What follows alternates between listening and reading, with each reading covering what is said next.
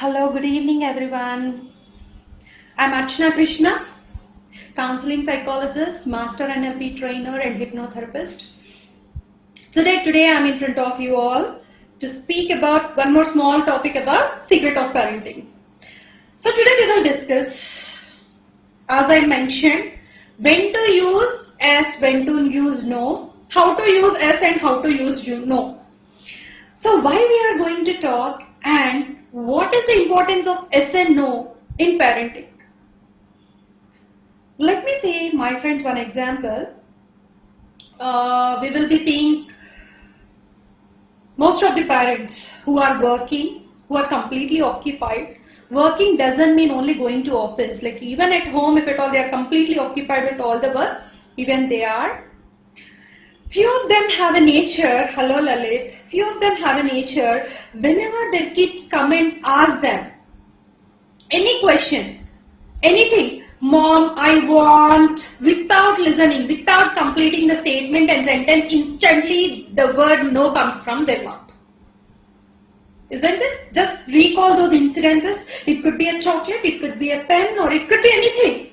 You'll not listen, but most of them have one habit. I should not give my child whatever he asks me or she asks me. This vain funda you'll be feeding in your mind, and whenever the child comes to you, you instantly say no. And there are few parents who feel like, I did not get what all I wanted in my childhood. So today I will give what all my child wants from me. So whenever child asks anything, they'll say only yes. Yes, my friends. So when in this way the parents are there, now what is happening? Where the challenge is coming from kids? Do you feel like with whom we have mentioned always no, are they becoming successful? Or the kids whom with always we use the word yes, are they becoming successful? No. I'll tell you, my friends, if at all, we will be dealing with a number of cases. Let me tell one case example. Kids with low self-esteem who don't have rapport with parents. They sometimes hide the things with parents and start doing things, and parents come to us and complain like, mom, we don't know what is happening in their life. They are not ready to share anything with us. They are hiding many things from me.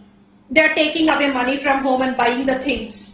They are getting gifts from their friends. Why all these things are happening? Without taking my permission, he went on a trip. Without taking my permission, he bought something. Why all these things are happening? And people kids who are always listening yes, they don't know how to face challenge. And whenever you use only one no, they cannot tolerate it.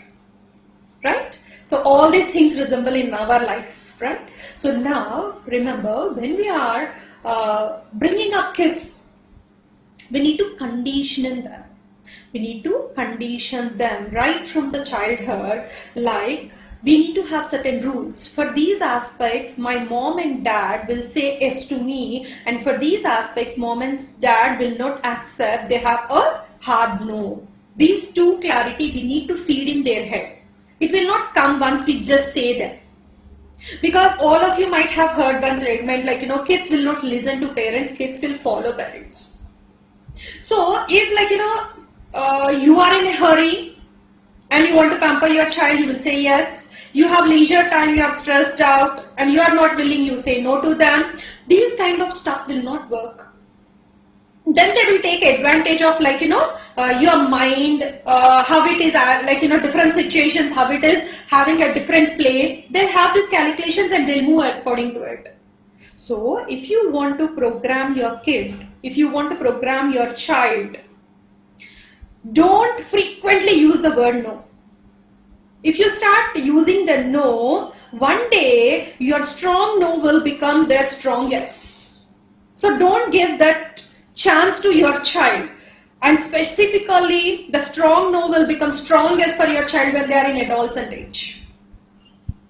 So as they are growing up, you need to be open. So now there are things which we cannot say directly yes for everything, right? So how we need to say yes? You need to use but clause. Suppose your child comes and says, Mama, I want to go for a movie with my friends. You can say, Beta, you go to a movie, but with me. Or Beta, you can go to a movie, but in the matinee or morning show. Beta, I'll buy you a mobile, but after your 10th class. Keep a but clause. So, the sound, instantly what they hear from you is not a rejection but an acceptance. That will improve the bonding between you and your child.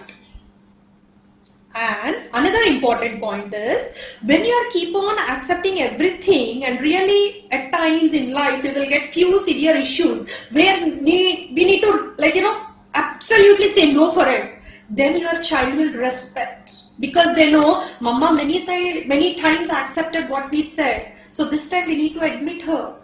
Dad many times said yes to whatever we said, now he said no, we need to admit it. So this way the child will get programmed. So my dear friends, for today you are understanding how to say yes, when to say yes and no. And for mid-group kids, parents, try to program them from this age only.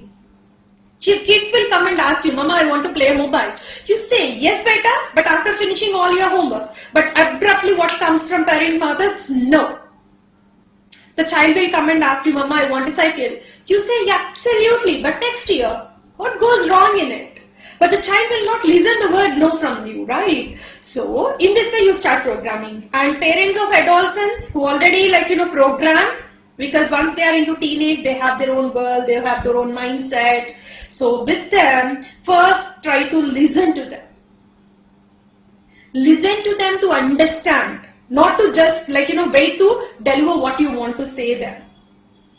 I know at this age, absolutely, they'll not come up with everything, what you can say, yes, I understand. But already the program has been done till date.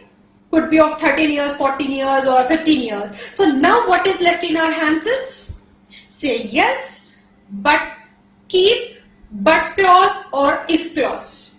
I'll give you if you get this. I'll give you if your behavior is like this. I'll promise you, but you have to do this. So use these clauses. And as yesterday's session I mentioned, no usage of negative terms. No is also a negative term. So in the life, mostly we will go with positive. And parents who always use S word for your child out of over love, even that is not good. You can use yes with a clause. But always, because the child is crying, the child becomes aggressive, or we cannot hear those tantrums, we don't have time, or at times what we do is because we don't have time to spend them, we want to give a compensation to that for that purpose. So for that purpose, kindly don't use the word yes. Okay, so if you have any queries, you can just ask me. I hope how and when to use yes and no you all understood. So thank you friends. Tomorrow we will meet with a new topic about good parenting. Thank you. Bye bye.